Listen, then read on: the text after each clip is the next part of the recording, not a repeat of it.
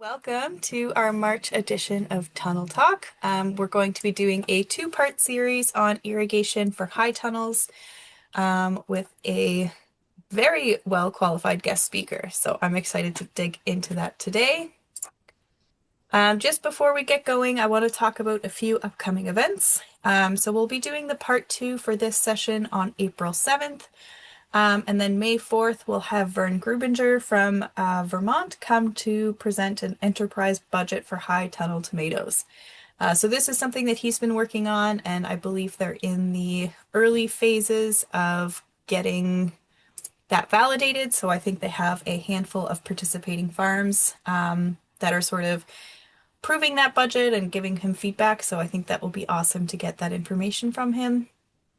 Then for our Getting Into the Weeds webinar series focused on cost of production, there's a session today, and then we'll have another session March 18th. That'll kind of be the conclusion of the webinar series, but it will be a grower panel just talking about cost of production on their various farms. The final thing I want to mention is that we'll have our final nitrogen management workshop focus on amendments on March 11th. This is the second date reschedule, so originally that was supposed to happen in January, but we just seem to keep hitting those storms on the days we want to go to Antigonish. So for anyone who is interested in joining that session on March 11th, you can just reach out to me, let me know if you want to show up, and yeah, we can make it happen.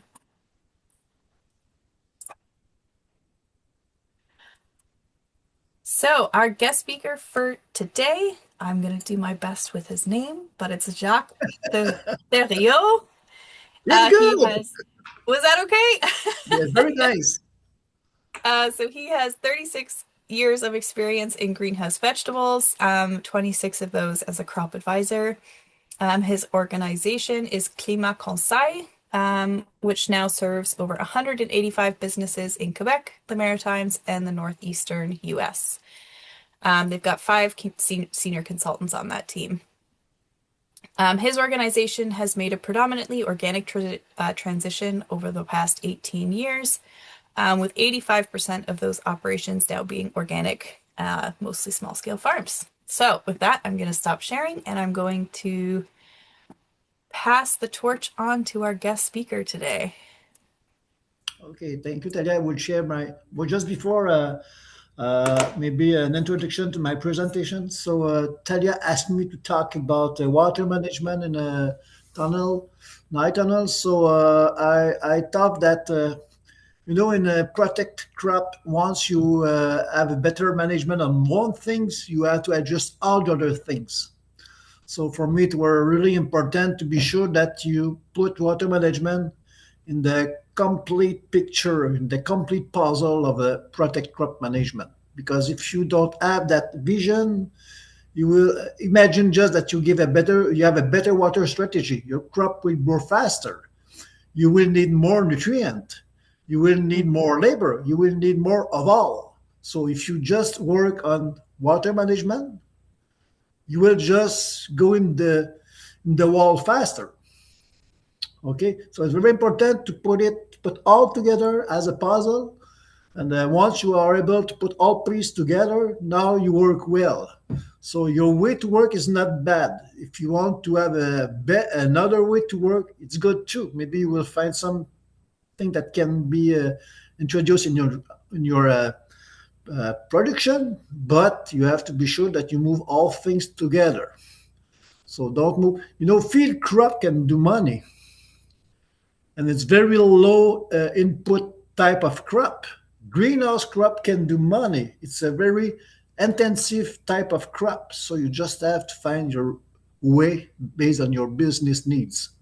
So this is why first I will give you a big picture, not spend too much time on that, but you will realize that for water management in a protect crop, it's quite different than in field crop. So the goals are different, and the way to work with become different for that reason. Second point, I'm a French Canadian, so I'm not a English native people. So feel free if you don't understand what I'm saying, and I will feel well if you tell me I didn't understand what you mean. Okay? So don't be aware of that. So feel fluently this morning. I just want to have a I just want to like my job. So my job now is more to be in relation with people than to. I will show you some technical point, but this is not my main goal. My main goal is to have some fun with people. So be sure we will have fun together. It's okay. Okay, let me Absolutely. That share. sounds great. I will share my And screen. I will just mention that we do have the chat function. I'll be keeping an eye on that if you guys are posting stuff. And you guys also have the ability to unmute and ask a question yourselves. So you got all the power. I start that. You see my screen? Yeah, that looks great. Okay.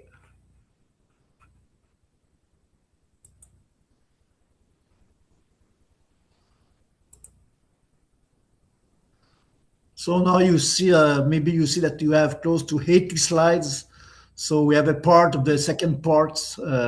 Today we will probably 45, 50 slides, and the next time we will pass across the other slide. And we will add a couple of slides more because we tried to translate our knowledge based on the fact that you will understand what we transmit to you. So we have to change some way to present our tools. So the business of protected agriculture and fruit-bearing crops, and we have to make a big difference between fruit-bearing crops as example leafy greens or leafy vegetable crops.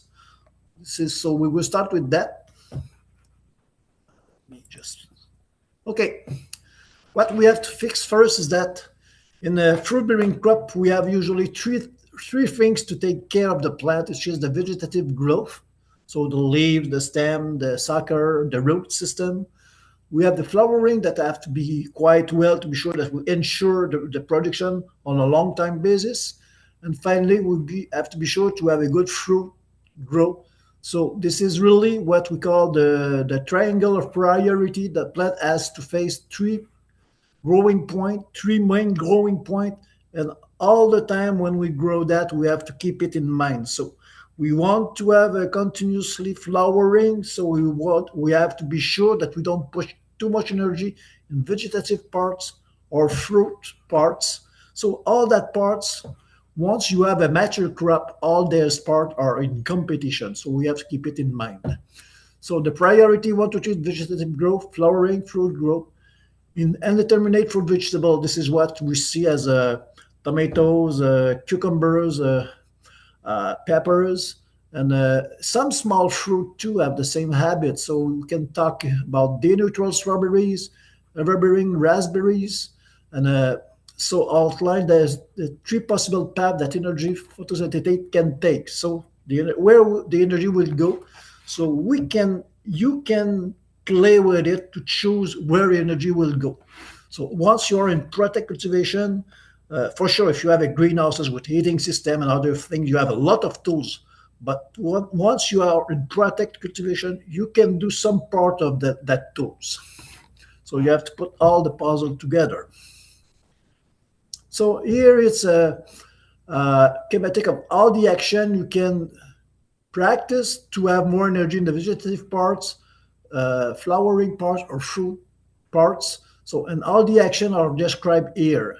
The center here is the light, is the sun on your situation. So the light, the main factor affecting the lights is the temperature. So more you have lights, more the greenhouse can be warm. Less you have lights, more you have to keep it cool. In your situation, it usually it happens by itself, so you don't have to work on that point. But you will realize that in some part of the year, as example, when we are in a heat waves, now the temperature can be really too high for the crop. So how can you manage that? So we will see that. I don't want to pass across all things because it is too much time, so we will spend all the time we have only on that. I would just make more time for the main factors for you. So when we talked about vegetative growth first, or about the equilibrium of the plant, the equilibrium is a relation between the three parts. So we cannot just say, my plant is beautiful. No, your plant is beautiful. Does your fruit setting is good? Does your fruit grow is good? So we have to look the three parts together all the time when we want to talk about equilibrium. So for the vegetative parts, we will talk more strong or weak. For as example, on the beef tomatoes, usually we will want to have a stem thickness close to 10 to 12 milliliters. So this is here, which is it was the last week we have the growing point. You were there. This week it's at that point, so some will measure it here at the growing point of the last week. So this is a way to know if our stem thickness, if the plant put as much energy in vegetative parts. We will have the stretch of the sucker, stem thickness, competition with the apex.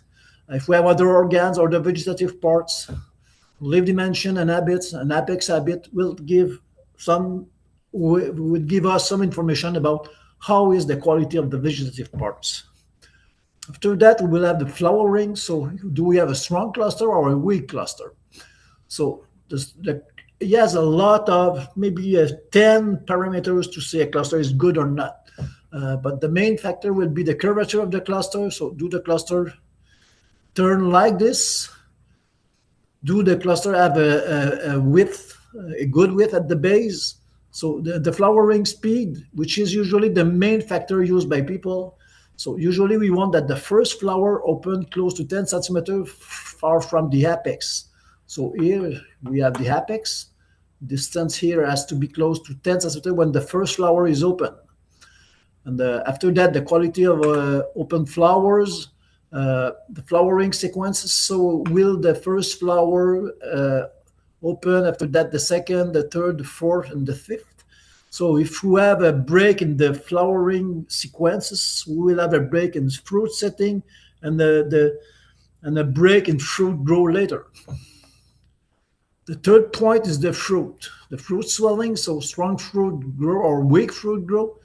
And swelling in your, it's more, how can I say, it's more marketing decision. So what is the fruit size you want at the end? So for sure, for one cultivar, you have to be close to the fruit size you want. But once you have that cultivar, you can play to be a little bit smaller or a little bit bigger. So the swelling rate of the fruit, well-set fruit, would just look the well-set fruit, because if you have a bad fruit setting, you will never have a good fruit grow at the end. So just check the well-set fruit. We'll check that on color of unripe fruits, swelling sequence of the fruit cluster, swelling rate of fruits, and proportional fruit size sequence between clusters. So do we have a small fruit at the end of the plant, and lowering the plant, the fruit grow normally? So at the end, I have my fruit size. The other point would be the fruit load, and after that, the fruit size at the end that you want to achieve. So an example of how to use that tools. Okay, so maybe Talia, I don't know if we made a presentation on YouTube. If you want, I share that with you where we explain more that tools. Okay, but here we have an example of a young crop in strong light, which is usually your situation when you put your plant in your high tunnel. So you will have a very big vegetative growth. Flowering would be usually nice or a little bit higher, and the fruit grow will be big. So here, what you see, we can put, here I have my vegetative grow here. Okay, so this is my line you see here it's my 100%, so it is what I want. Here it's more positive, and back with that line, it's more negative. So this is my 100%, this is my goal. So I'm 160, I put a dot here. For flowering, I am 120, I put a dot here. For fruit grow, I have 120, so it grow very well too. So my goal is to put all that dot in the center of the schematic. So I would make action to direct all the energy close to the center. So in this situation, usually when everything is too big, here it's the situation I have all over 100%. So the first thing is to increase 24 hours. So for sure in your station, you cannot do it by yourself, but you can decide to vent less. As example, you can decide to keep the temperature longer, warmer at the end of the day. You can do some small action to increase the temperature. And the other point that you can use in your station is to reduce the income, the source. So the photosynthesis, you have too much energy. What will you do with it? You can just decide to catch less energy. So you can practice leaf removal. It's a way to work. And in your station, you can practice that. So remember, a plant, it's like a human. How many calories you have to eat per day to be in the good shape? The plant is the same thing, but it's not the calorie that the plant receives, it receives the light. So you have to keep in mind that too much light you have, the plant will be too strong, too less light, the plant will be too weak. You have some question? It looks like we're good. Is it oh I heard one person but not clear. It's okay? Yeah. Okay. Another type of station we can see some mature spring crop as example. So the vegetative growth will be lower here.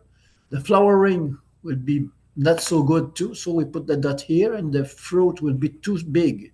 So we will make action to reduce the fruit, uh, the energy direct to the fruit. So we will put the all the dot close to the center. So we will make some action on the top here.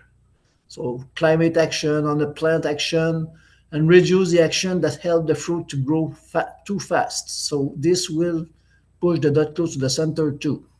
So we will remove the action toward the fruits and add action towards flowers and vegetative growth.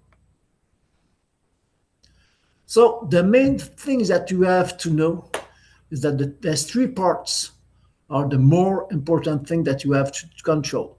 Here, the temperature you have a little bit possibilities to work with. Fruit pruning, you can work with it. So for you, it's possible to work on that. The climate, dry or humid climate, you can work with. And the dry water balance or wet water balance, which is your water management strategy that will affect the plant. So if we just look at that on that picture, so the 24 hours temperature, we'll talk a little bit more here, but this has to be really related to the sun availability and the fruit load, and you will see that it has other point. The fruit pruning here. So if you prune fruit, you reduce the fruit load, so you reduce the energy in the fruit. This helps to add more energy to the vegetative growth and flowering.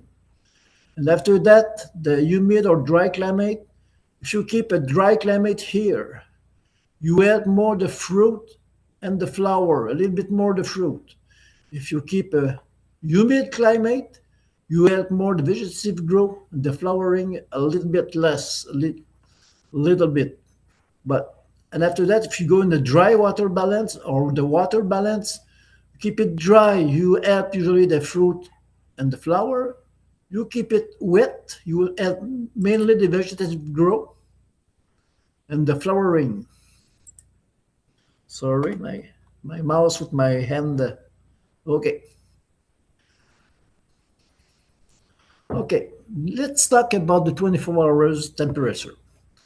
I put here a situation that you will experience during summer. So everybody, low tech, high tech greenhouse, everybody experience the heat waves. So when you are during a heat waves, you have the same problem any type of greenhouse you have. So it's too warm for the plant, but it's too warm because the light level usually it's too low for the temperature. Here it's a table that we build based on your situation. I mean, a low-tech greenhouses. In low-tech greenhouses, when we have a heat wave, here this is usually we will maybe experience a 24 hours average close to 24 Celsius degrees. This means, and the light level will be close to 14,000 joules or 14,000 unit of light. Forget joules for now. I don't want to spend too much time on that. Just to be sure that you understand that it's a good light level in the during that period. So you have close to 14,000 joules during that point. So more you have light, if you here we have the fruit per square meter that you can keep on your plant. If you have too much fruit, it's too much for the plant. The plant will stop. Will if you put that energy in the fruit, it will stop the vegetative growth or the flowering or the two to get all together. So your plant have an energy, and warmer it asks energy to the plant. So it's like if you go to run, you will have to eat more than if you do nothing. For the plant, it's the same thing. So when it's warmer, the plant need more energy. So if we look here as example, if we are at 16, the light level that you need, the number of unit of light, it's 6,495. If it's 24, it needs the double, close to the double. It's the double. So for 8 degrees, the plant needs 2 times more light to do the same job. In fact, everything will go faster. The fruit will grow faster, the plant will grow faster, everything will grow faster. But you need to be sure that the plant have the availability of the light to do the job. If you have a very high temperature, as example 26, and you have only close to 10,000 joules here, you can only keep on your plant here at 26 by 10,000 joules, give me only 20 fruit per square meter. So it's a very bad situation. If you have not as much light and it's very warm, your fruit load cannot be higher than this. So this is a beef tomatoes for sure. But you have to keep in mind that when it's too warm, you can do everything well. If your temperature is too high, your plant will break because it don't have as much light to support that. So in summer, usually, if you have to pass through a heat wave, like probably all continental climate that as we have in Canada, maybe in your station it's a little bit lower because in summer you have close to the ocean. Maybe you are close to a maybe 20, 22. So maybe you will be able maybe to have 60 fruit, but that's the maximum you can see. You will probably be able to keep in the green your high tunnel. If you have more fruit, don't be surprised that your plant will stop something, or the flowering, or the vegetative parts, or the fruit by itself will stay small. So when we have a heat wave, it has the temperature outside and it has the temperature inside. Inside, you will experience usually a gradient between the lower parts and the top of the greenhouses. So where is your head? Are your head suffering an overly hot temperature here? Do you have enough ventilation? Are your plant experiencing water stress? If your plant have water stress, the plants will experience warmer temperature too. And at the same time, they will reduce its photosynthesis. So less energy to fill the fruit. So we have to keep it in mind. So if you can see this, the water stress, the difference between the two types, this plant can cool down his leaves because it is not in water stress. This one is in water stress. So the temperature is really warmer. So we are close 15 here, and here we have some leaves that are close to 19. So this plant is in stress and not this plant for the same climate. So when you are in a stress like this, your stomata here, your small hole on the leaves will close, and if it closes, they stop to transpire. So your greenhouse will become warmer, and they stop to enter CO2 in the leaves. So no CO2 in the leaves means no photosynthesis. It's very important to understand that. In protect crop as compared to field crop. In protect crop, you have to think about energy balance and water balance. In field crop, you have only water balance. The reason why is because in field crop, you cannot control the climate. You have to accept it. You can do your best. You will not change the climate. You can change maybe microclimate close to the plant, but that's all. In protect crop, you can change the climate in the high tunnel or in the greenhouse. You can change that, and it means that the temperature you will achieve in your greenhouses or your high tunnel during a hot sunny day, will be related to how the energy is balanced between the air you enter inside and the air you push outside. You enter an air with a quantity of energy, you have to push out an air with a higher quantity of energy to throw the energy catch by the sun. So in field, you don't have to do it. But in greenhouses or in high tunnel, you have to do it. So when you have a watering strategy, you have to understand that the first point you try to achieve is the energy balance by keeping the water balance. So the two are close together. And the temperature you will achieve in your house, high tunnel or greenhouses, will be the radiation, the energy balance. So once you catch a temperature that don't move, stay stable for a couple of minutes, it means that you're in equilibrium between the energy that you enter in the greenhouses or in the high tunnel and the energy you put out by ventilation usually. So this is the temperature will be when you have the energy balance. So you have what you enter and what you go out, or what you enter plus the sun is what you go out. So you have to keep it in mind. So this is the main point why the water storage in greenhouses is different than field crop. Why do plant transpire during the day? So we will talk about energy balance. First, the plant do it cooling to protect against overheating. So just imagine that you have a thin leaves. You know, a leaf is very thin as compared to a human, which is a volume. Leaves, it's really on a one plant very thin. It receives 1,000 watts. It's close to one hair dryer per square meter. So your leaves can burn very fast if it doesn't have as much water to cool down. So the rule of thumb usually we talked about 1.8 milliliter per square meter for each unit of light, so joules per square meter received. So we have to keep it in mind. That data will come back for water strategy.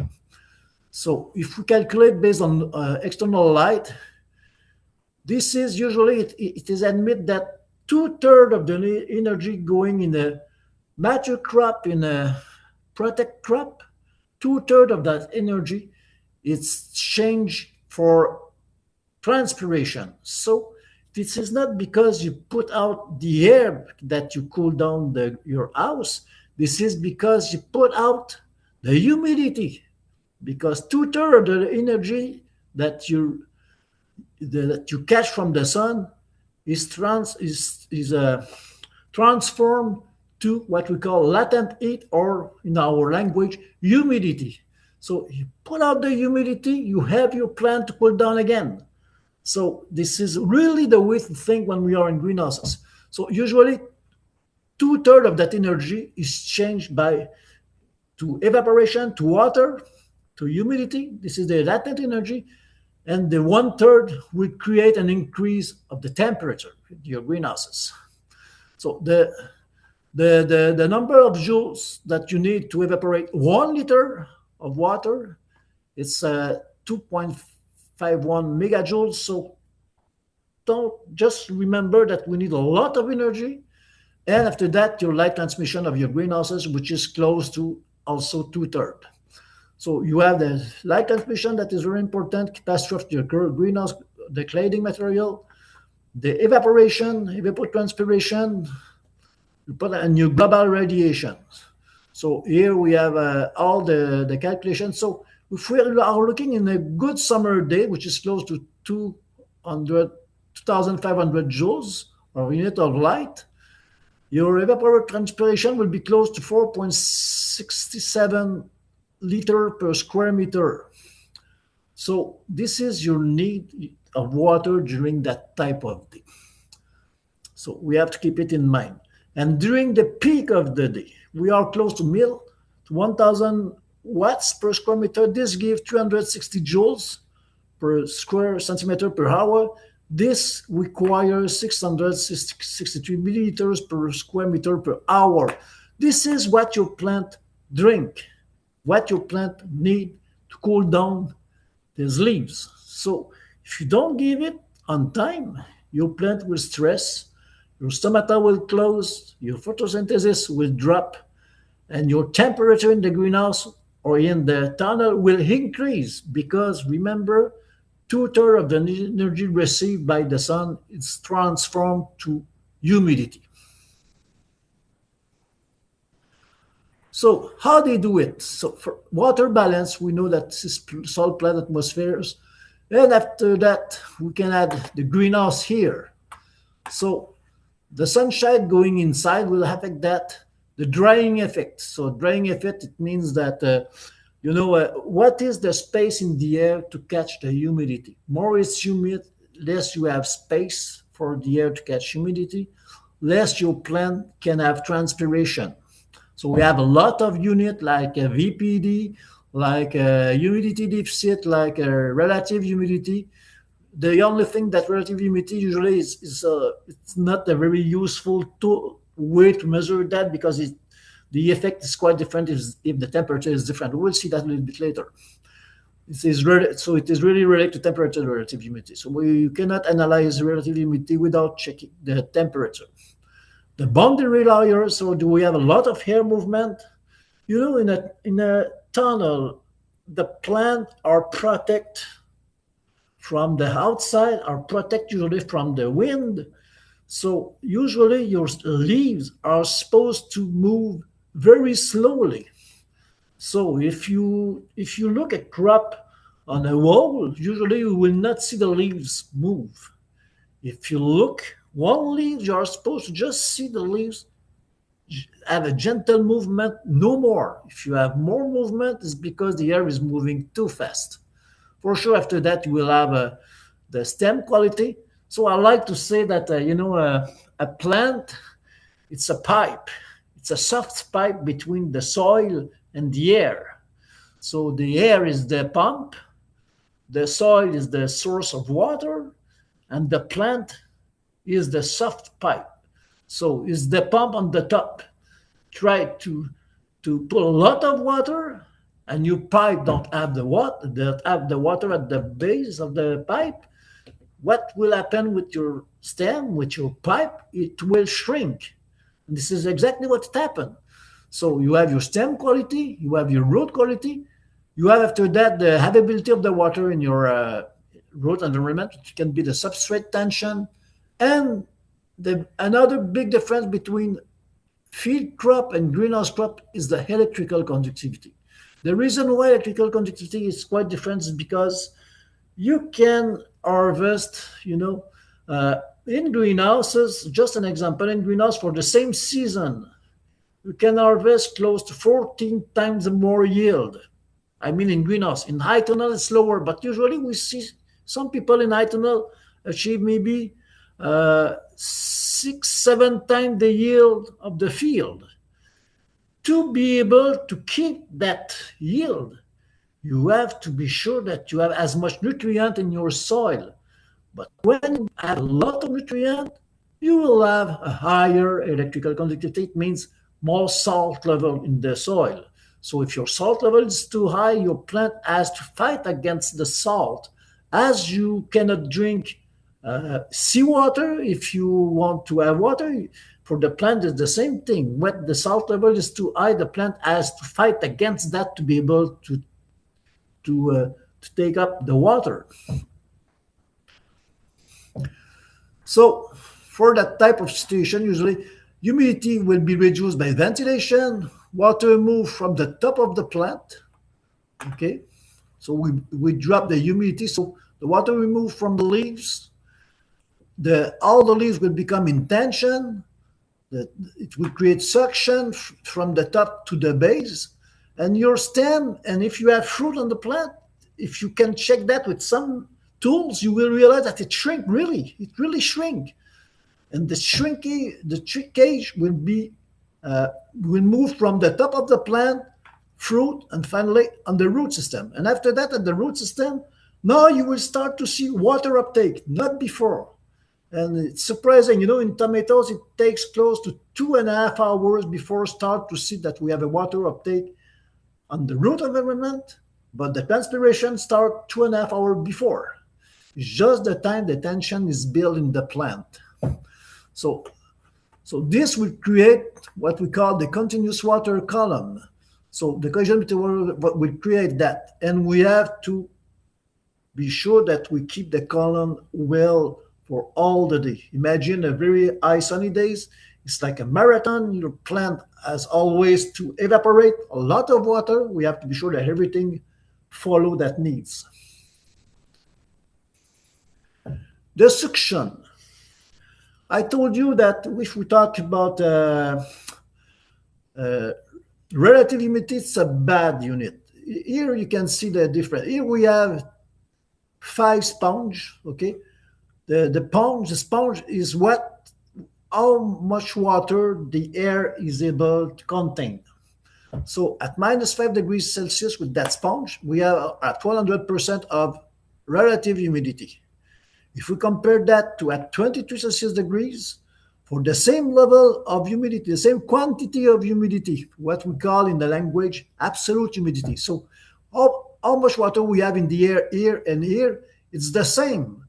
But at 23 Celsius degrees, here it's only 15% of relative humidity because the air can keep another 85% of humidity. So this will create the dry effect. This can help the plant to have evaporation. Okay, here nothing. Your plant will be wet. Okay, and more the temperature is increasing, more the humidity will be dry. More we have a dry effect, more it will be easier for the plant to take the water. Here is a chart based on the humidity deficit objective that it is well known for fruit-bearing crops. Here you have the temperature, okay, in Celsius degrees. Here you have the humidity, okay, and here you have the humidity deficit in gram per square meter per cubic meter. Sorry, uh, maybe you don't know to know all that parameter. Just keep in mind that if I have 33 Celsius degrees, it can be good for my plant to be in the green square. So here, green rectangle. So I have to have a humidity close 57.5. So if I have a temperature of 23, my humidity is more here, so it's close to 70%. So if you have a relative humidity sensor, you can find the right way you need. So we have to have a good equilibrium between that point, which is a good point of the water balance, and your energy balance. What you will see is that when it's very warm outside with high sun, probably you will achieve that type of humidity close to 60, and your humidity deficit is here, but it's not, for me, it's not important that you know that. Just keep in mind that you have to be on the green line. Okay, so if I'm there, my plant usually will feel well. You will touch the leaves and the leaves will be cool. The temperature will be high, but the leaf will be cool. So it's more warmer it is, drier the greenhouse has to be. So, and this is and this, how can I say, this is the tool to know if your stomata stay closed or open. So just touch your leaves in the afternoon and you will have a good answer of how work your your watering strategy.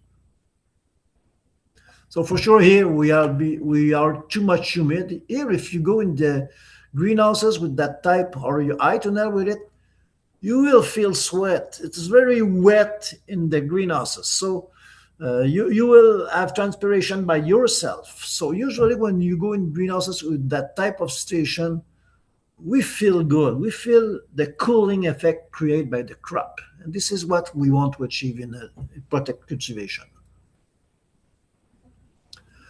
Just an example of how we have to work with during hot sunny days. Okay, you have here temperature from the morning till the late afternoon.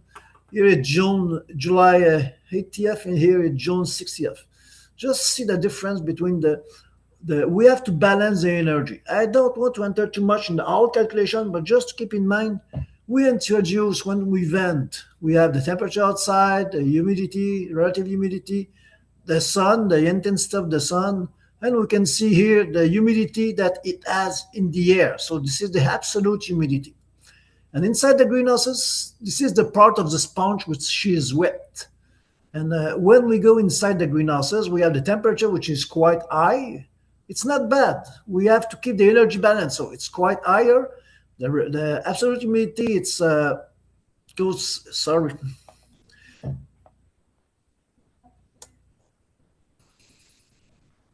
So I explained to Talia I have a problem with my right hand, so I have to work with my left hand. So, okay. So here we were at this is the absolute humidity. So we entered a 9.6 gram of water and we put out 16.8. So the difference between the two is 7.2. So I each time I do one hair change, I change 7 point the difference between the two humidity in the air. This is what I put out as the water. And I know that my temperature in the greenhouses or in the product cultivation will be close to 27 to have at the same time the energy balance and the water balance.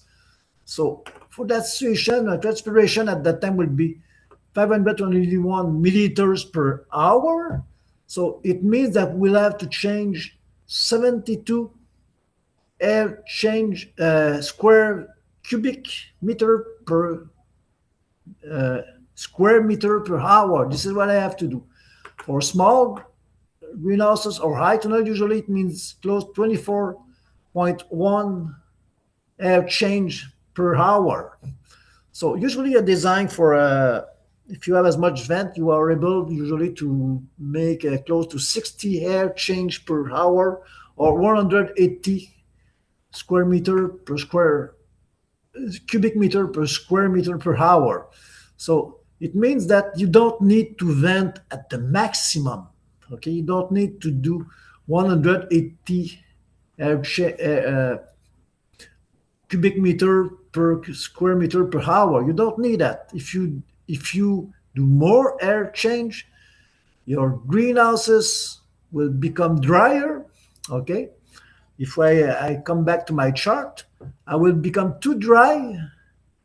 I will close my stomata and my temperature will increase more.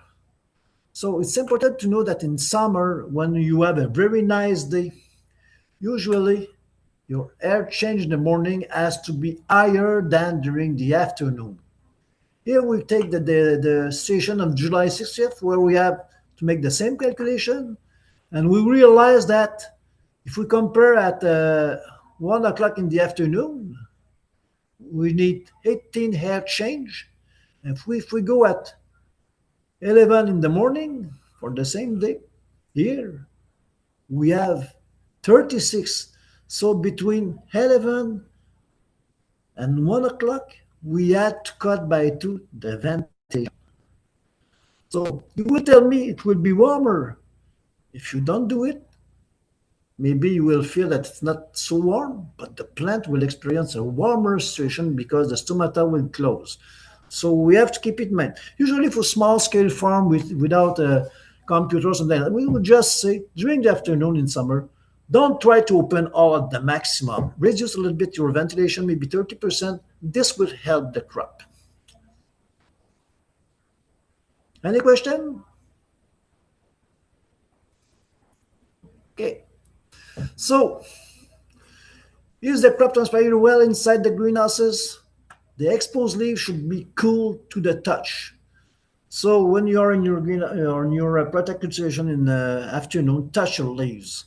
The leaves are hot, same temperature as the ambient, or warmer, plant are stressed, or the air is too humid. But you will feel that if it's too humid. When you have sun, it's too humid in the protected situation. You will feel very sweat.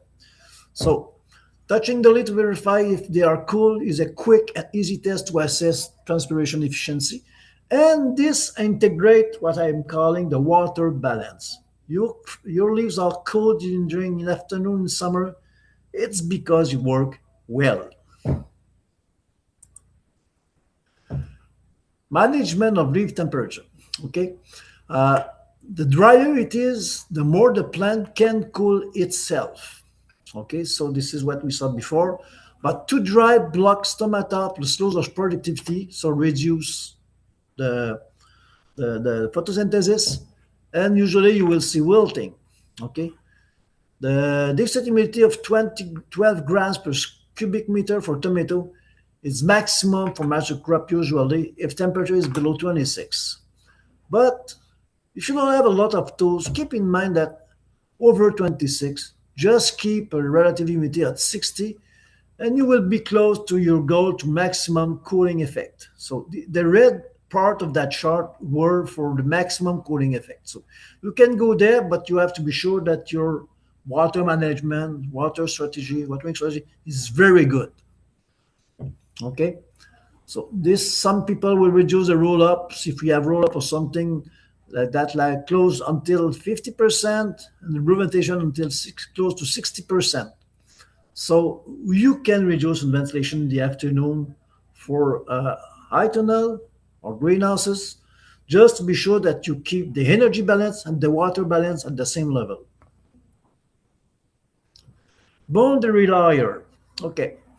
The thin layer of the air, what is boundary layer? Is the thin layer, close to the leaves. Usually it is assumed that it's close to 100%.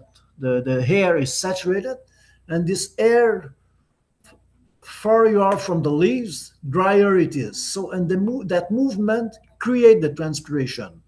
So if you don't have air movement in the greenhouses or in the vertical cultivation, this will be very thick. So the air movement is very low, the diffusion of the water is very low. If you have a lot of air movement, you will reduce that and your plant will have more transpiration. If you don't take care during the afternoon in summer, it will be too much and you will block your stomata. So it's very important to know that. So any air movement can disturb the boundary layer. The surrounding foliage protect it usually. If you have more leaves, better will be your boundary layer. And this will affect the influence of the exchange speeds of gas. Exchange speed of gas means humidity, yes. Oxygen, because your plant produce oxygen, but CO2 also. CO2 is the second part of the equation of photosynthesis. So you have always to keep in mind, I need CO2 to do photosynthesis. So you have to have always a small air movement, as I explained before, to be sure that your CO2 move well around the leaves.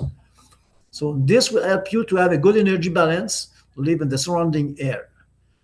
So thick boundary layer means reduced transfer of heat and CO2 and water vapor, low transpiration efficiency. Here we have an example of boundary layer. So based on the transpiration and the stomatal aperture, so we can see that more the air is moving, more transpiration is higher. But if we go too far here, we will have about the moving hair, we will block the stomata at the end. So we will have a line that go there and come back down. So we don't have to do it. So usually people will create a small wind if you don't vent.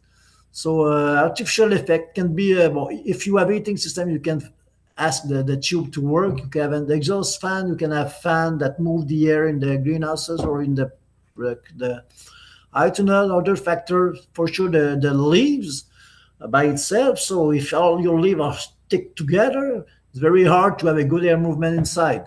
So the size, the shapes, if you have a small pubescence on the leaves, something that will affect that. The number of leaves, the spacing of the plant, the wind speed, and so if you have some screen to block the bugs, something like that, this will affect that. So you have to keep it in mind. So it's not just and protect crop. It's we want to create a climate, so we want to create a type of air movement too. And we have to, each time we change one thing, we have to keep in mind, will it be good or not for my crop? So usually you said to people, think in a real road network analogy. So you have the secondary road, the highway, and try to don't avoid dead ends. So I mean, secondary road is like it's between the leaves. Do the air movement can move well between the leaves? Yes or no? We want to have the air that can move between the leaves. If you have too much density on the same row, You have too much leaves and you block the air movement. It's not good for the crop. If we get are looking for the highway it's where you walk, your path. You have to be sure that you can pass between each row, and to be sure that you have a good air movement. Usually you have to respect close to 18 inch. So 18 inch between the row here. So if you don't have the 18 inch, usually your the hair will stuck. So so the air and the movement of the air from on the side or on the axle or on the from the bottom to the top created by the air, the warming of the air will be blocked by your leaves. So you don't want that. So and you have to have 18 inch between the head of, and the ceiling hill. So here, if you have a small high tunnel and your high tunnel, the top of the plant is close to the top of the high tunnel, so the air will be trapped too. So we don't want that. So avoid dead ends. Hair trapping above the roll-ups can be a big problem if your roll-ups are really low. Foliage too close to the ground. Here, if you foliage too close to the ground, the air movement on that side cannot work. So you will have more disease, more some problem like this. And be sure all congesting factor. One, each time you put one equipment in greenhouses or in protected, keep in your mind, do I block the air movement or not? The tension from the leaves to the roots. Okay, let's see here. We have a tension curve on beef tomatoes. It was on a sandy soil. Here we have the sunrise. We see here we have a small water uptake. This is a tension curve, okay? More the tension is higher, more the soil is dry. So it means that the plant, well, or the plant is taking up water, or the soil by itself the water is moving in the soil. But usually at that point of the day, it's more an action of the plant. So the plant take a little bit water during the night for hydration, for growth too. You know, if you have cucumber that grow very fast, for sure during the night the plant need water too. So, but it's nearly nothing about transpiration. And now we have sunrise here in that day. So we are close to well, it's September probably, and the sunrise here, and we see here the curve is changing at that time.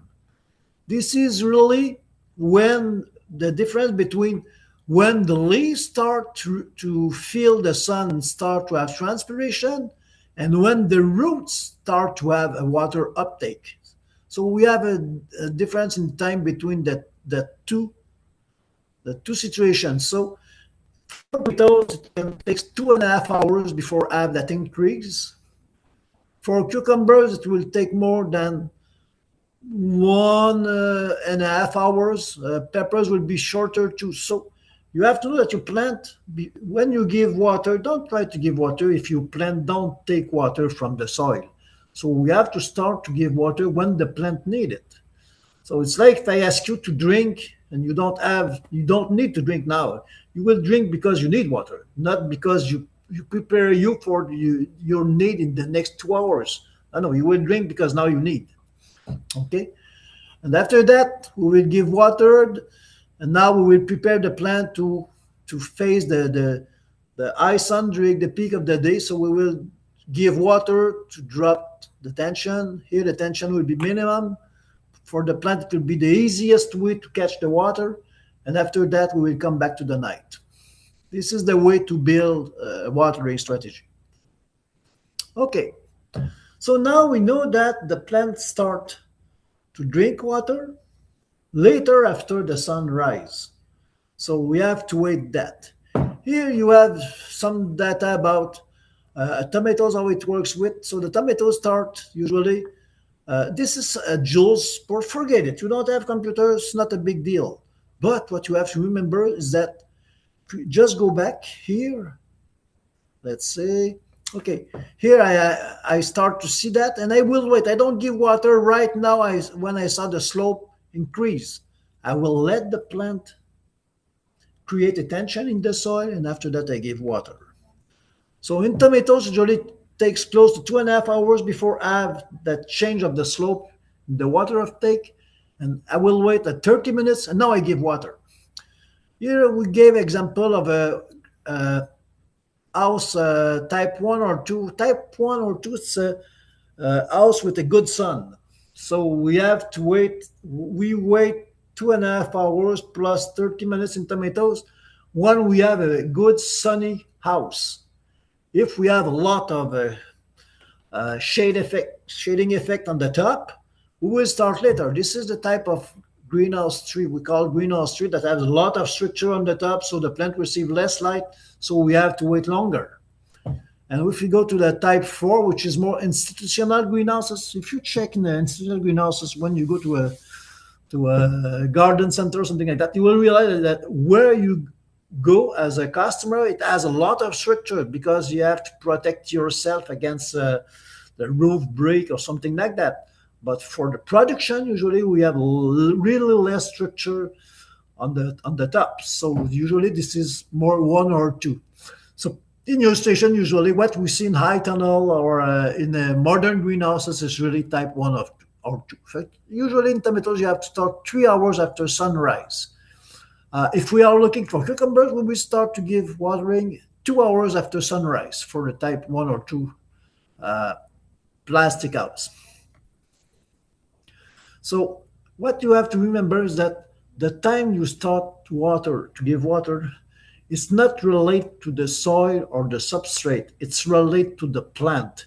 When do the plant need it? Because what you want is to help the plant to cool down during the day. So we have to keep it in mind. So do you give water when you have the time, or you give water because it's time for the plant to receive that? I just have one quick question, and then I think we can probably just keep powering through.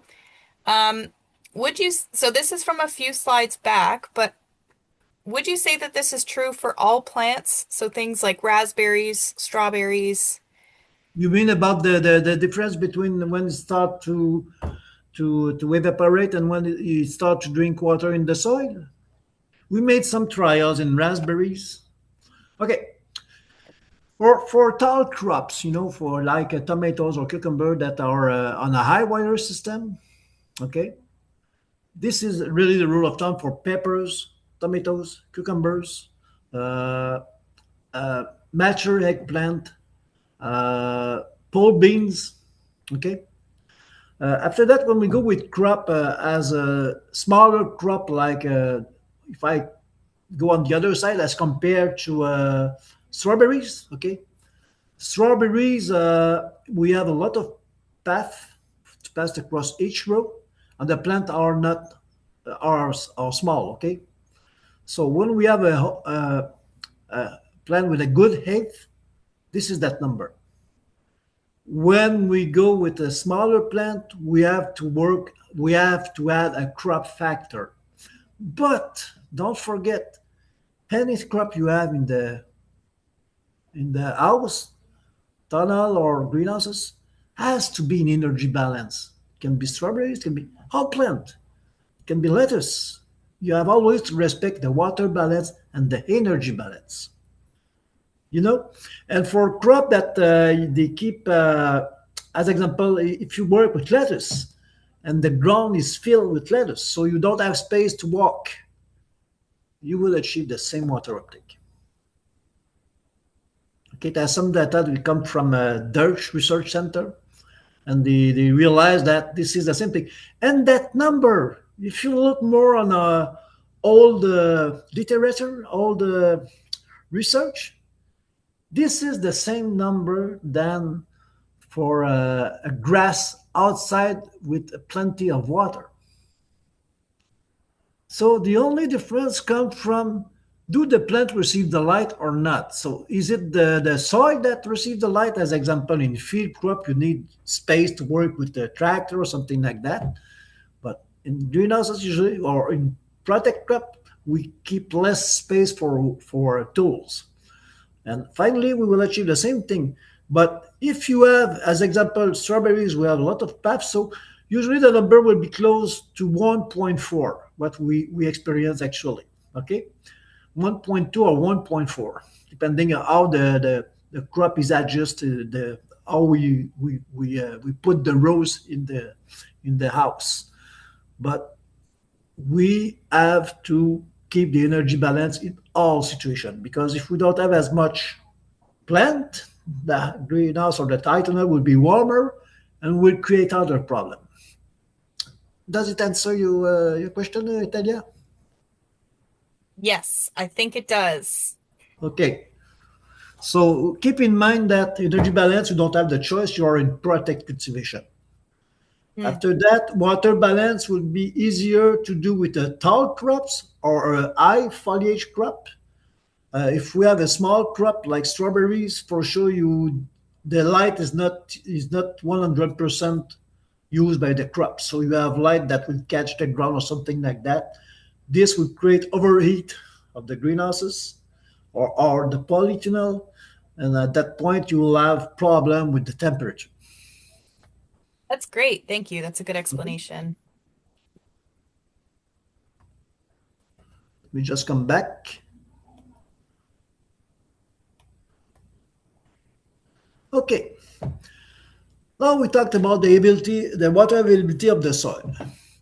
So for sure in water we have a lot of type of water in the soil. We have usually the top would be the the more available water will be the gravitational water. So this is a micropore in the soil, very easy for the plant to catch it, but the gravity work well. After that, we have the available water, which will be the water that is retained by the soil, but not too much retained. And after that, we have a part where the water is unavailable. The soil keep it too close to the soil, so you cannot catch that. So here we have the gravitational water, which is the macropore here, available water, which is more micropore, and here would be really smaller pore, so it's very hard to catch it. So I'm sure you know that. If we look more in details, you will have here the big space will be the free water or the gravitational water in microporosity. Uh, you will have the water bound here, which is you don't have really access. In between, you have the microporosity where we can catch that water too. And after that, you have structural water, bound water, which is or constitutional water. It's more that it's like a chemical bond, so the water by itself is not available. Keep in mind that in greenhouses or in product cultivation, you will work a lot with gravitational water during the hot sunny days, and you work more with the capillary water during the rest of the day. So on a 24 hours average, you will work more with very free water, and after that with less free water. So in field, usually you work more with the capillary water, which is less available, but for a lot of reasons, just to be able to give water on time. In field, it's complicated as compared to in usually in polyhouse or plastic or something like that. You have a timer and you start and it give water everywhere. So it's a two-way to work. The other point is, remember, you want to create a energy balance. So you want to create a climate. This means that the water has to be really easy for the plant to take it up. So, so macroporosity will give way to air when draining. So we have a lot of water here, but this will create air once it is drained. Uh, this is what we call after drainage, the field saturation is reached. So it's part of the available water capacity in greenhouses. So this is really, we have a lot of water that will be taken up by the plant, which is during the gravitational water movement. Capillarity water and microporosity, as I explained, it's a part two of a available water capacity, but during the hot sunny days, we will work more with that microporosity. Bond water is too much, I can say, glued to the soil so firmly, attached firmly to the particle, hygroscopic water. So it's too strongly held to be accessible to the plant. We have concentrated water, as I explained, which is really bound. The best example is Epsom salt. Epsom salt, you have, if you look the molecular equation, it's magnesium plus 7 molecules of water, but you don't see water when you look Epsom salt. So here at that part for us would be the what we call the hydric comfort zone, and here you will have more in the stress part. We don't want to be here in protected situation. So usually during the peak of the sun, we will want to be here. So we have a lot of available water, including gravitational water, and during the night we'll work more on that part. So less available, and you will realize it's because we have another tool. Okay, we don't have only what we call the tension of the soil to work to balance the water availability to the plant. So we can measure that with the tensiometer. So I don't know if you have some people that use it, Talia, in your industry. Tensiometer will give a good idea of the water retention by the soil. And once you know what is your need for your crop, but you know that you don't have to be lower than this. So in greenhouses, we have a maximum tension target usually. In field soil, we have a researcher in field that work with a lot of crop, and they found that usually we don't want to be really lower than 10 kilopascal, which is quite humid. In fact, it is not so dry, but it is on the rates of capillary water. In greenhouse soil, usually the maximum will be close to 6.5 kilopascal. So this is a data come from a Dutch researcher, and in hydroponic substrate, they found that it was close to 4.5. But what is interesting is that there's two data are really related to soil that are close to saturation. So when I told you during the midday when the sun is very high, the water has to be available very easily. This is one point that we have to keep in mind.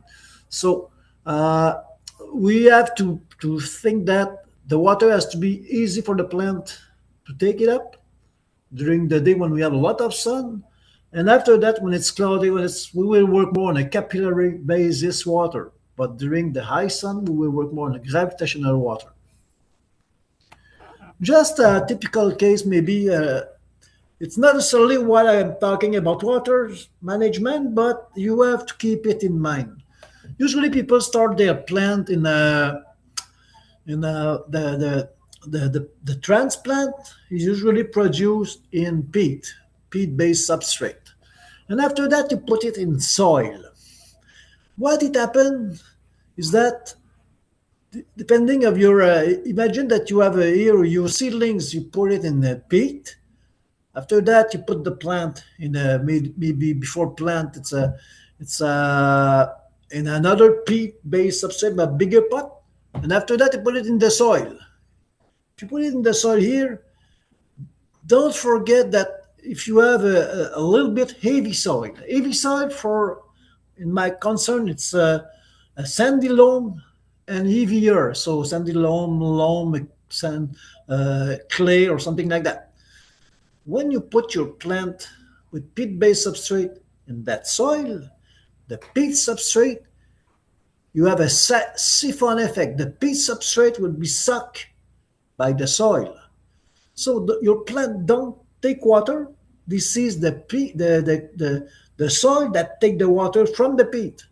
So the day you put your plant on the ground, if you do nothing, it will stress. It will stress because the soil suck the water in the pot.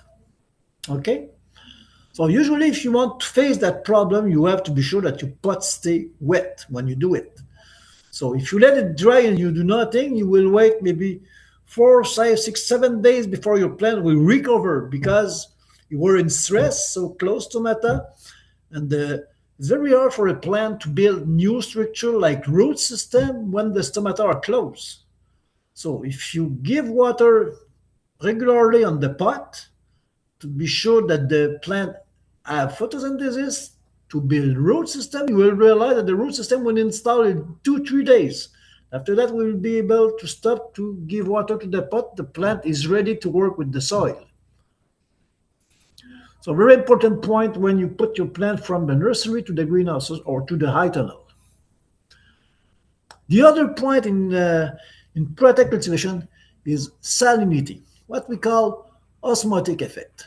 So this is what I told you before about you cannot drink the seawater. If you do it, you will lose your water. For the plant, it's the same thing if it has too much salt in the soil. So the roots like a semi-permeable membrane.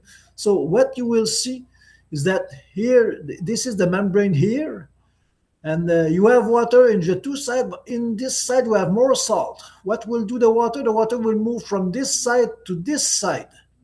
So what we will see after a couple of time is that we have more water here to give an equilibrium between the two salt concentration of each side of the semi-permeable membrane.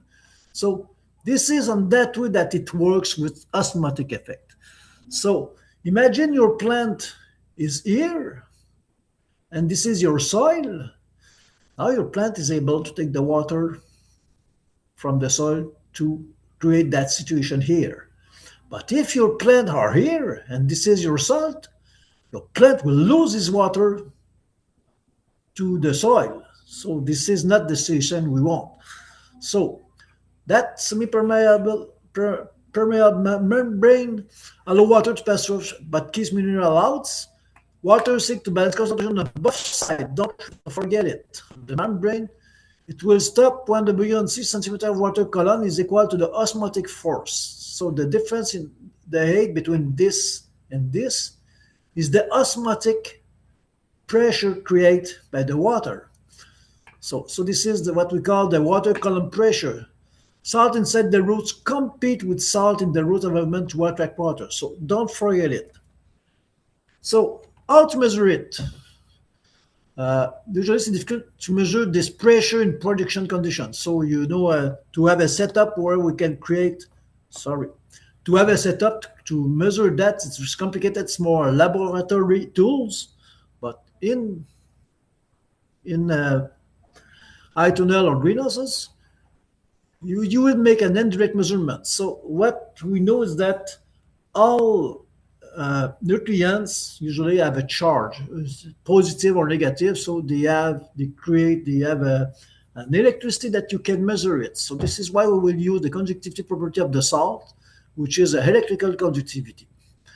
So just take care if you measure this measure only charge molecules or atoms. So as example, calcium have two charge, magnesium have two charge, potassium has one charge, nitrate have one charge, ammonium have one charge. They will measure the charge, electrical charge in the soil solution. So, but some point like urea is a neutral element, so it's not measured. So if you use urea in your fertilization program, you have to take care when you measure the salt level because urea create an osmotic effect, but don't create a electrical conductivity effect. So an AEC value is only valid when the mineral composition is well known. So for sure, if you measure the AEC and you have only calcium in your nutrient solution, but you will have in your soil solution, you will have a higher conductivity, but not necessarily a lot of minerals. On the other side, if you have potassium that has only one charge, you will have a lot of potassium, but you will not measure very high electrical conductivity. So we have to be sure that we have a not too bad balance of the root nutrient solution. Because remember that osmotic creates more by the number of atoms than from the electric charge. But this is a good tool, in greenhouse, a lot of people use that to check that. So how to interpret that? It seems people usually, in field, the salt level is very small, very low. and usually the root in the soil, the root penetration in the soil is very deep. So we have low level of nutrition based on concentration, but a high volume of salt that the root system have access. So usually we will measure very low salt level, maybe lower than zero point 0.5. Okay. In greenhouses, if we have a good nutrient management, we can experience as high as 6 millisiemens here. This is the type of unit you will see on a meter, okay? But if you remember, we talked about 10 kilopascal in field. Just 1 millisiemens here is 33 kilopascal. So it's really more than the tension we want to have in field. So the salt level is very strong if you have a good nutrient level in your soil. So, and if we have a 6 millisiemens, which is we saw that sometime in the greenhouses, it's like if you have 200 kilopascal, you are at the wilting point. So you plant at that point has to fight really against it for water uptake. So if you have that situation, for sure your plant will have water stress. You are in the situation. We can have this, and in greenhouse in winter with low light level, we can work with as high as this in tomatoes. But in tomatoes in summer with it, forget it. It's too high for the plant. Okay, so the salt level is the more stronger element in the crop with an intensive crop. Depending on how you work with high tunnel, you can be more intensive or less. But if you want to be sure that your plant has always plenty of nutrient for the growth, you have to work more close to the risk of water stress. So if we compare the situation, if we compare as example in hydroponic, the matrix tension will be like this, -1 as a matrix tension during the day and -4.5 during the night. But the osmotic tension, if we just look for tomato in summer, it would be close 4.5 during the night and 2.5 millisiemens during the day, which is equal to -150 kilopascal during the night. So it's drier than in field by itself. And during the day, it will be -33. 83. So it's drier. Here it's considered to be drier for the plant. So we have to take care of that. For sure, in the hydroponic, the small volume, we can change it faster between the way we work. In greenhouse, matrix tension usually would be during the day between -0.5 to -6, close to field capacity, but the night is -3.5 to -6.5. But the osmotic tension in tomatoes at 2.5 were a -83 kilopascal. So the plant has to adapt it, and this is what we need to have to maintain the fertility. You know that fertility, which is it seems to be high as compared to field. If you see that and you don't have other mineralization of nutrient, you have less than 1 week of buffer for your plant. So once you read that, you have to be sure that you continue to add nutrient to be sure that your crop will continue to have nutrient to grow. Remember that when you are in protect crop, if you give the right nutrient management, the osmotic effect is more important based on the water retention from the soil than the tension effect or the water on the soil. So keep in mind that the availability of water, it has some type of system that this is only the osmotic, which is the tool. We don't have tension. The plants are in the water. And we can grow crop like this just with osmotic tension. Okay? So in greenhouse or in high tunnel, if you have a good fertility, you play with osmotic. Maybe you don't know, but you play with it. Okay, so it's very important to keep it in mind. So, if salinity is so important, why measure tension in greenhouses? For sure, we want to monitor the water content because drier means salt concentration effects, so more saline situation, and also the water content helps us to know if we have a good aeration. So a good greenhouse soil or polytunnel soil is well aerated at saturation. It means that aeration, the best is when it is a structural component. It's not because you work to dry and not dry. For sure, the base of the when you are at field capacity, okay, in gravitational situation, for sure you will not have as much air for some type of soil. But when you are at field capacity, the air has to be quite well in your soil. So, measuring osmotic effect, electrical conductivity, this is some meter. I just suggest maybe you are not really aware about that, but if you can, for all farmers I visit in my life, usually people, when I start, people put a lot of nutrient at the beginning, a lot of fertilizer as a start before put the plant in the greenhouses or in the high tunnel. If you measure the salt level at close to the fifth cluster for tomatoes, anyway, what you do before, usually you have nearly nothing at that point. And the reason why is because for sure you have nutrient. Okay, it's nice, but you give water too. And if your water management is too high, you give too much water, you lose your nutrient. So can you imagine that just based on the fact that you add water at the beginning, you add fertilizer at the beginning, and after that you give water day after day, that you keep it really on the line all the time for a long run, for a yield really higher than what you experience in field? The answer is no. So imagine I ask you that you have to go from Annapolis to Bridgetown, which is close to you. You don't have to follow the road sign. This is what you do in field crop. You don't go so far from your goal, from where you are.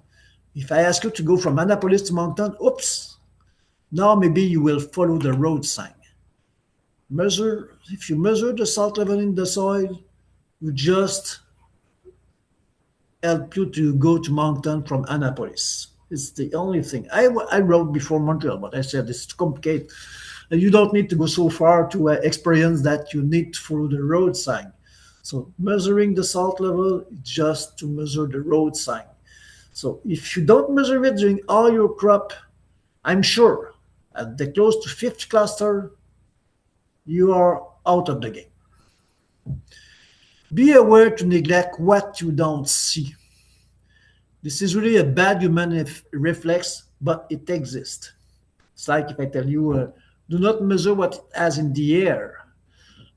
For sure, now in our situation, we have plenty of oxygen, but if we have faced a situation where we have a shortage of oxygen, we will have to measure it. And don't believe that it's always good.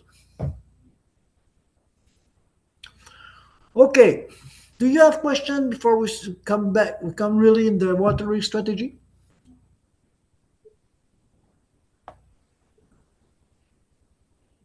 Okay.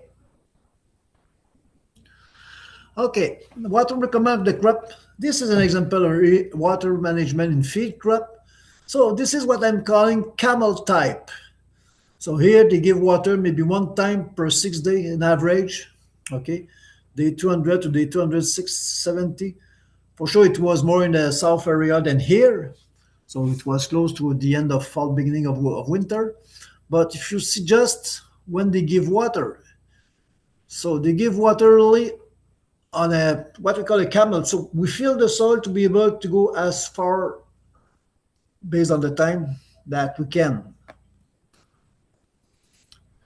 Here, this is a greenhouses, a sandy soil.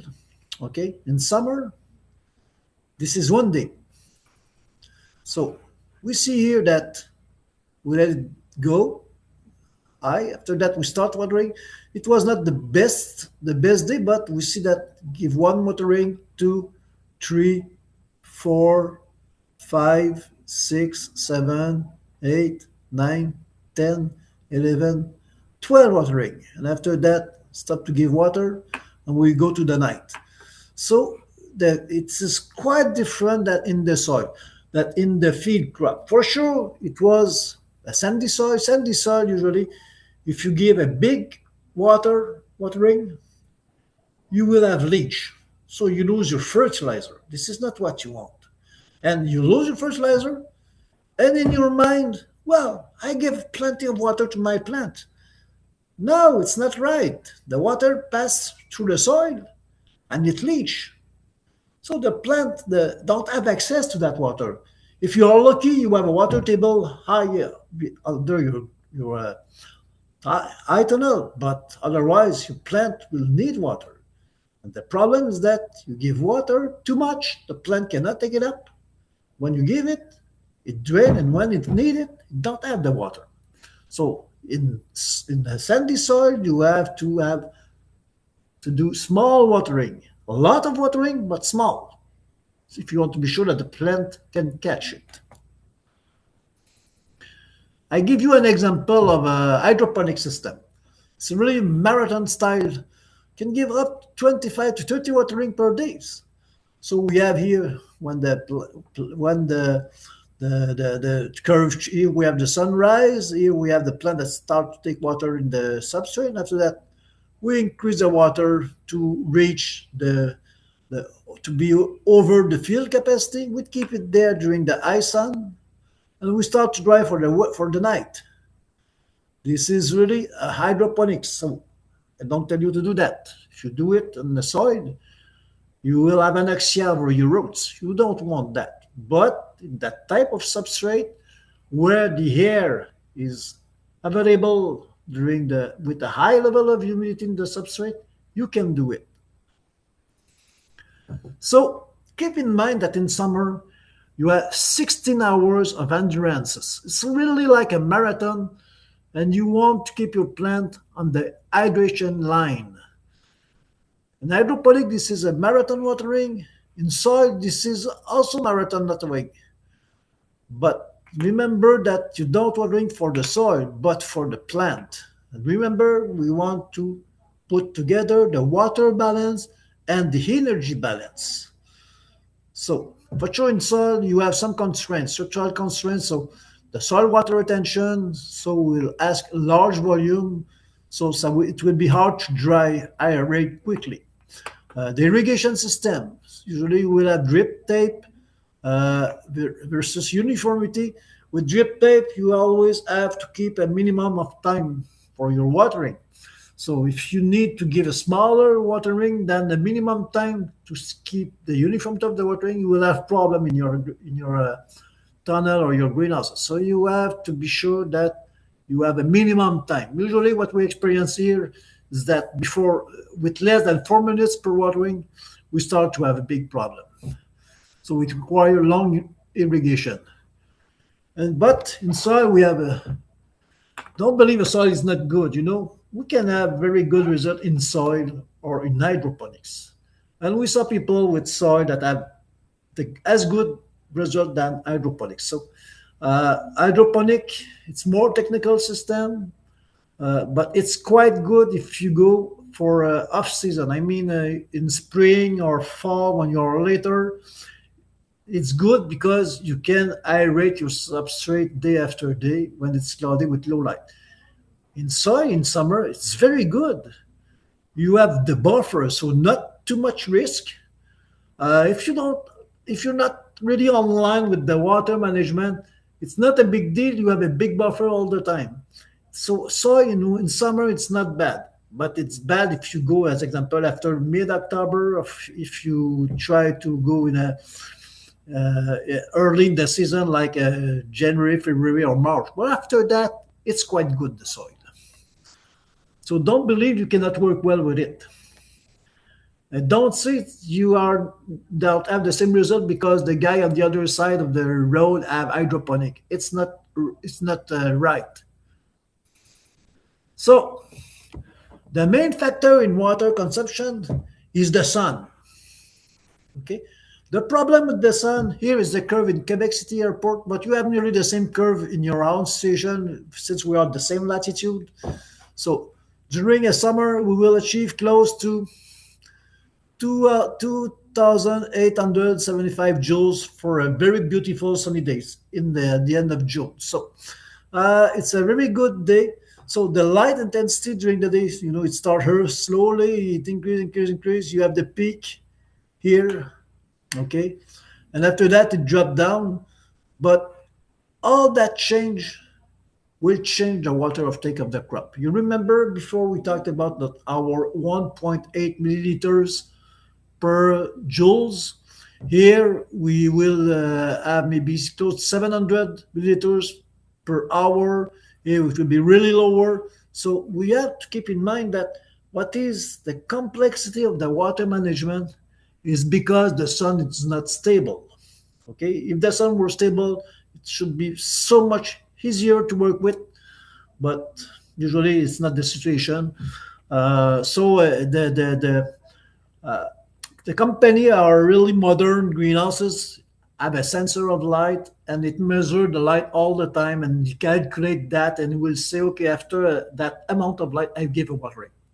So this is the way they face that situation. In your station, we have to develop other tools to be able to work with.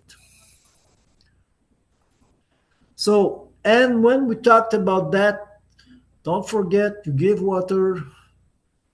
You will have drainage, the water uptake of the plant, and so you will always face the, depending of your soil. For sure, if you have in sand, usually aeration is not a big deal. In a heavier soil, you will have to say, okay, I give water, I'm over the field capacity, so I don't have as much air. So I have to let the soil dry to reestablish the air. Water after. So I, I give water, I let it dry. I give water, I let it dry. So if you are looking for more technical substrate, okay, this air at saturation, some technical substrate will have 25% of the air. The higher substrate at saturation. So this is what we see in the hydroponic system. Usually good substrate have that characteristic.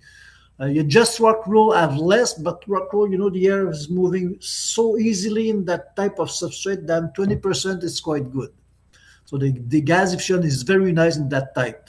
And the other thing in that substrate is that when you give water, it make like a layer on the top. The layer on the top push the layer lower, so it push the air, the water, and after that it create a piston effect. So the air is coming back from the top. So it's like a piston. So it create just the fact that you give water, it create aeration. So usually in soil, if you have a good soil, it's not a big issue about the air as air saturation. But in greenhouses, it's a simple thing with heavy soil. Usually, clayish or finer loam should be rejected. It's not. It's very hard to work. It's too wet when you give water, and it takes too long to dry. So we want to have a soil that you can give water, let it dry easily. Okay, percentage of the air in soil drainage important to consideration of deep roots at night. So we usually measure the soil tension of the air at a part of the soil, but what we want is always to ensure the quality of the roots for all the root system. So usually during the day we will give a lot of water if we are in summer, and the top of the soil will be wet and dry between two watering, but not the bottom roots. So we have to keep in mind that each day we all we work to give as much air for the roots deeper. So usually in technical substrate we'll check if we have our 25% of the air at the bottom of the bag in the morning.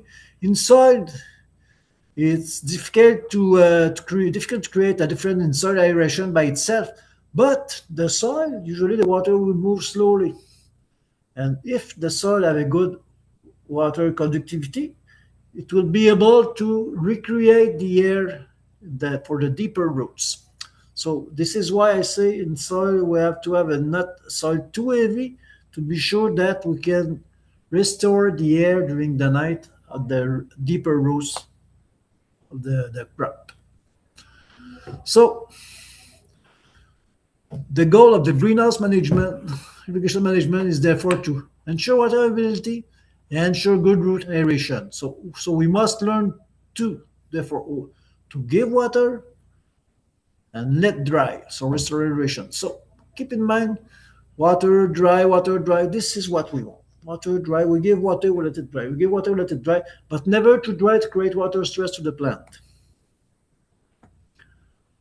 The main other problem, now I spoke to you about the sun that changed during the day, and now I showed you a very sunny days. But you know, if we have a cloudy days, you can have a beautiful curve, and we have a snatch in the curve because we have a lot of cloud or something like that. So everything is moving, and after that we have the root of a event by itself that can be heavy, so keep a lot of water or not. So how long it will take before we dry the root environment? So, and this is related to the sun, but you don't have the measurement usually in your situation. People that have the measurement have a number, and they say after that level of sun, I know I'm dry. I can give that another time water. So we have to always to face the speed of water uptake by the plant as compared to the root environment characteristic to be sure that we dry it between each watering. So the speed of water uptake is really related to the intensity of the sun. We saw that, yes, for the humidity in the greenhouses, if it's too dry or for the air humidity, it will have more evaporation. But the main factor stay the sun. Just imagine that if your humidity in the greenhouses or in the tunnel is too high, what it will happen? It will happen that the leaves will reduce its transpiration, the temperature of the leaf will increase, and finally, the increasing of the leaf temperature will create the humidity deficit. So your plant will adjust, but it's not the best situation because it will be warmer, but it will adjust. So finally, this is really the sun, which is the main factor. After that, for sure, it have the stage of the crop, which means do we have as much leaf to create that evaporation, which is related to the question of Talia before, as compared when I compare strawberries as compared to a tall crop like tomatoes or cucumber. Okay, but the main factor is really the intensity of the crop and the stage of the crop. So do you have a mature crop or not? And the speed of drying aeration will be related to the watering interval. So faster your root environment can become dry, faster you will come back with a new watering. Okay, and usually if it dries fast, you will give small shot a lot of time. If it dries slowly, you will give big shot, but on maybe 2-3 times during the day.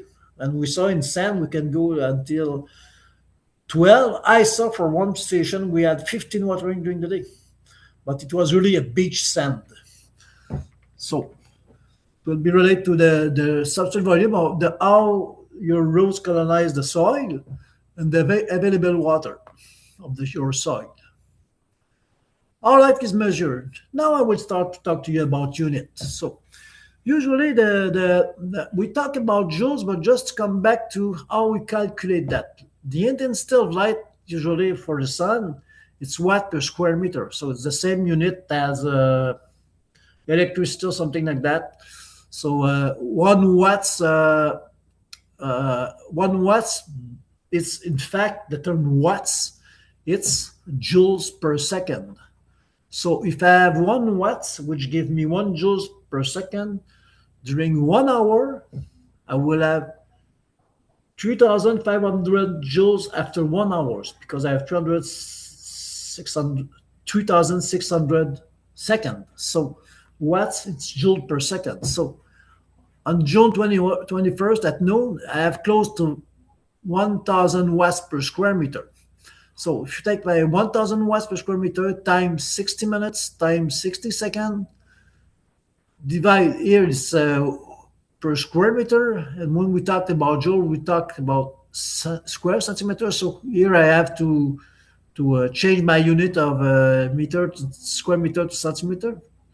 So it means that I have 360 joules per square centimeter during that time. So during the hour at noon, during the peak of the light. So uh, the average was nearly so this is the number of joules I have in 1 hour at that time. And if I take the average, my line here, okay, which is close to it's just close to 490 watts per square meter. I do the same thing. This is the average for all my day. Here my blue line. I can expect that my day is close to 2,822 joules per square meter for all the day.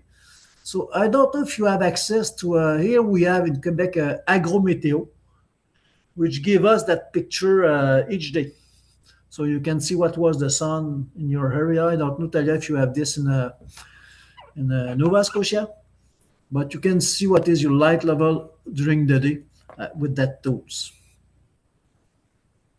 So what is the daily consumption? Depending of your type of greenhouse, consider that you are in the type 2 in your station normally. So it's 1.8 milliliter per joules times the number of joules during the day.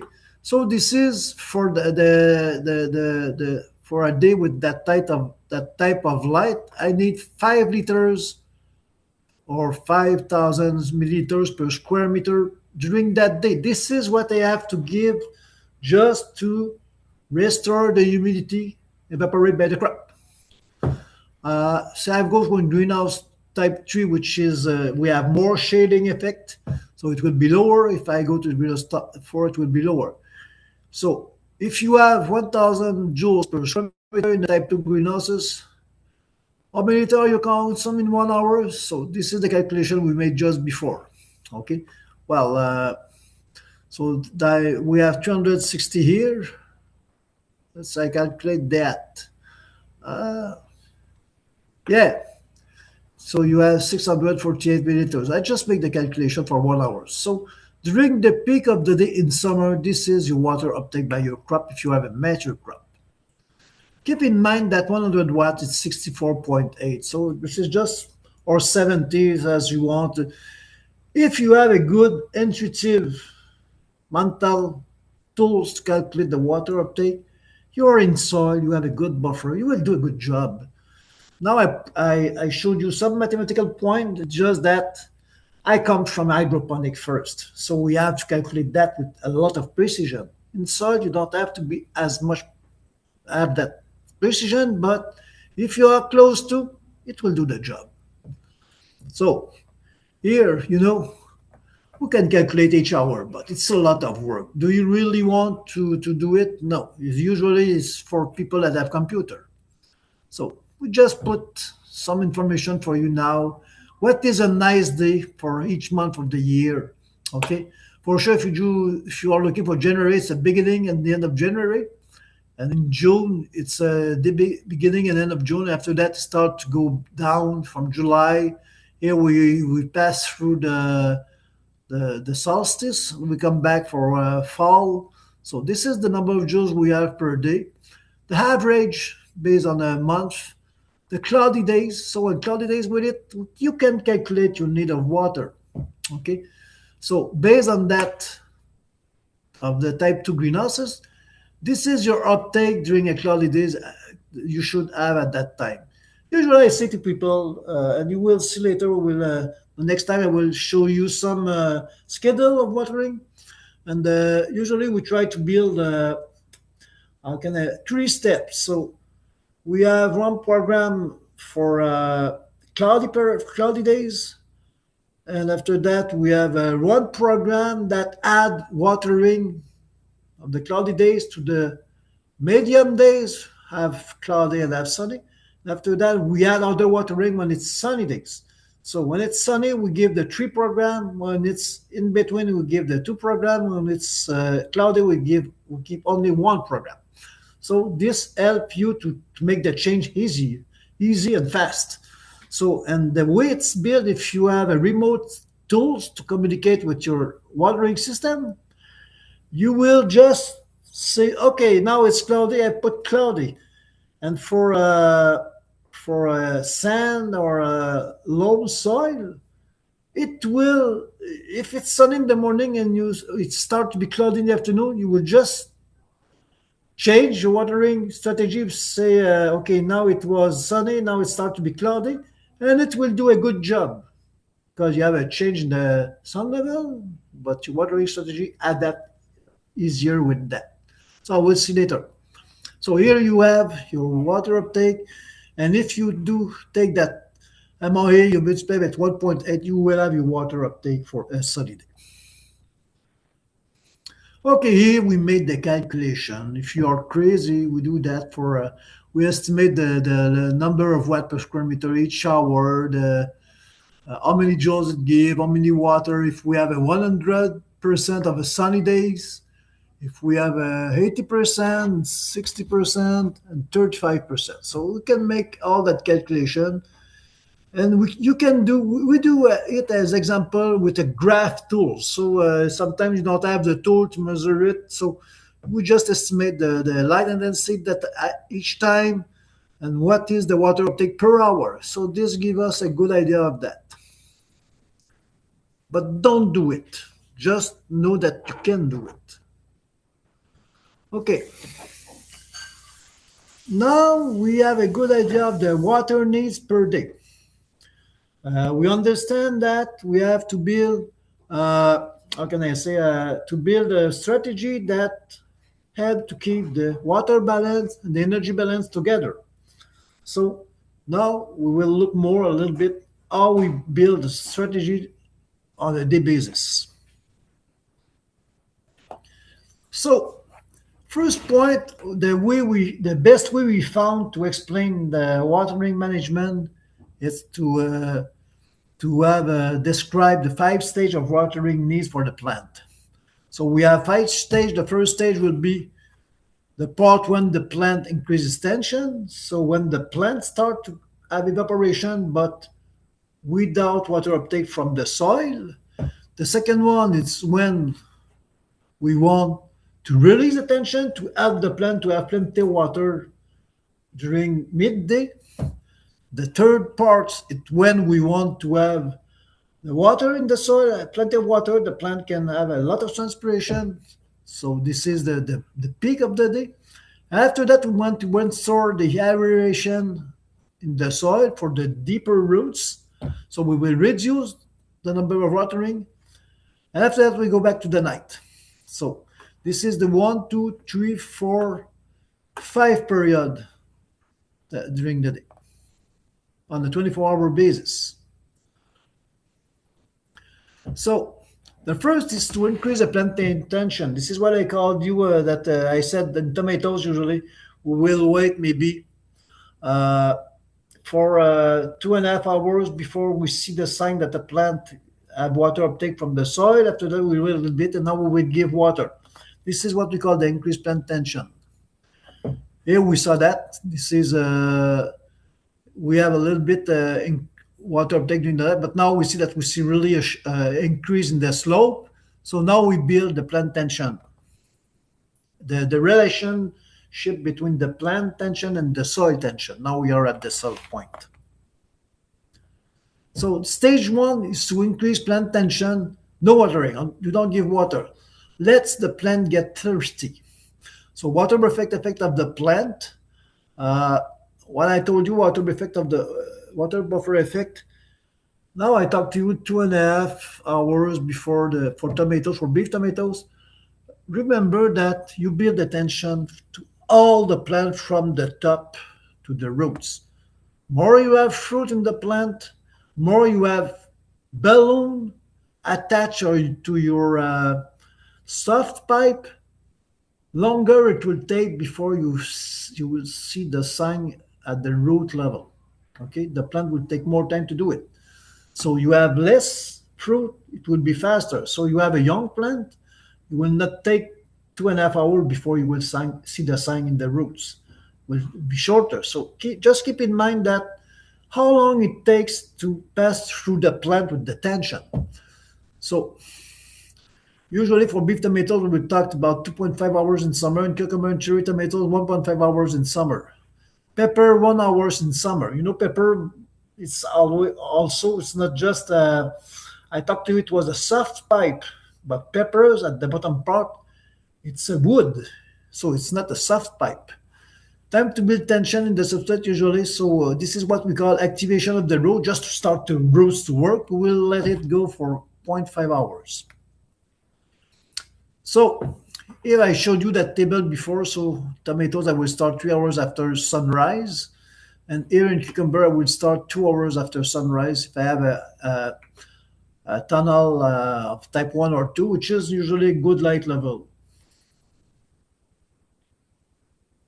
The second part will be release plant tension. So now I let the plant be in equilibrium with the roots. Now I will start to build the water in the soil to be sure that at the third part here at minimal plant tension, I will have plenty of water for the plant. And now I will work more on the gravitational water at that point. So here we increase the plant tension. You see, here we go on the we go to the gravitational tension. So we want to go here at close to noon. Here we have a little bit delay. We have to go faster here. It's a little bit too late. And here it's a little bit too late to be on the top of the lower tension of the day. Okay, the release plant tension is when we start to we realize moistening of the substrate or the root element, monitor transpiration demand of the climate until minimum tension. So we will be sure that the soil, the water of the soil is very high usually it will be 2 hours after we start to give the first watering. Okay, so we wait 3 hours before we give the first. So this will happen usually 5 hours after sunrise. So the volume we will give that period, we have to restore the humidity. So yesterday we start to give water, maybe depending on the type of root environment. If we have a heavy soil, we start early. If we have a sand, as example, we finish later. But now we have to restore that. The dryer we create last day. So we'll have to keep in mind that we'll have the joules of the end of the day and the joules before, which is the minimal tension. So what we do yesterday will impact how much water we have to give at that time. So usually in hydroponic, we will want to have during the night a 10% drier substrate during the night. In soil, usually we will talk about a granular stage to saturate soil stage when possible. So I say when possible because in clay, good saturated soil stage is very hard to dry it after. So based on tension, as I explained before, the Dutch people said it's close to minus 6.3, but we have research made in Quebec, Gaspésia, so not so far from you, and we found that at minus 4 kilopascal was the best for the crop. So now we release the plant tension, we fill the soil. Now we just keep that to be sure that the roots during the peak of the sun can work to have a good transpiration and build the energy balance between with the climate and the water balance together, all together.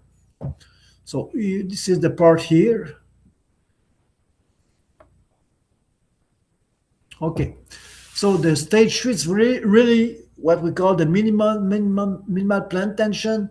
So it's a peak cooling requirement period. So the stage with the climate's maximum transpiration requirement. So hydroponic, usually this is a really leaching period. So if you go in hydroponic greenhouse and you check under the substrate, you will see water leach nearly all the time. In soil, it's maximum moistening, so low tension is maintained. After that, we will restore plant tension. The sun start to go down. We will reduce the line here is the watering strategy. We will reduce the number of watering to start to create a drier root environment to help the roots, the deep roots, to have access to the air. So here you see that we stop to give water here, and now the tension increase. We rebuild the air for the deeper roots. Restore plant tension during the night. Restore tension for the night. The climate continues to be monitored for sure.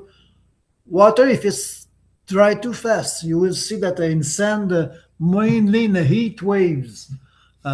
Usually, we'll have to give another watering because the plant during the day lose water, and during a heat wave, it will lose a lot.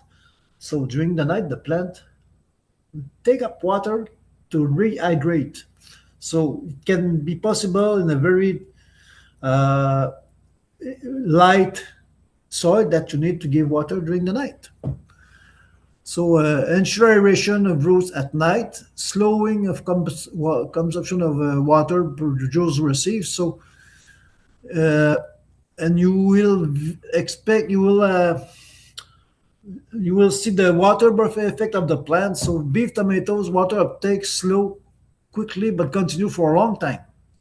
So it means that at the end of the day, the plant will take it up a little bit more water than the joules received. So it will dry, and during the night the plant will continue to restore the hydration of the fruit and or whole plant. So you will have a lot of water uptake during the night too.